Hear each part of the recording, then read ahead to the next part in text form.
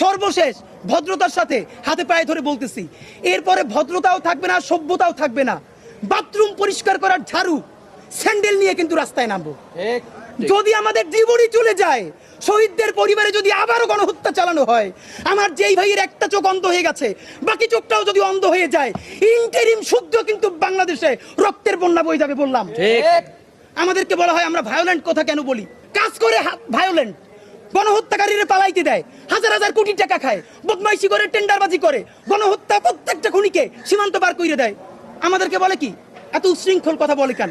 মানে এদেরকে দরকারই হলো কথার আগে জুতো মারা। এইটা মারতে পারিনি, এইটা আমাদের ব্যর্থতা।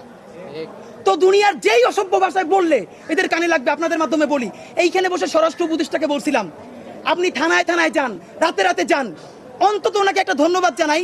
এই কথা বলার পরের দিনই উনি প্রত্যেকটা থানায় রাতে 10-12টা করে থানায় গেছে। আপনাদের মনে আছে কিনা? উনি রাস্তায় গেছে, উনি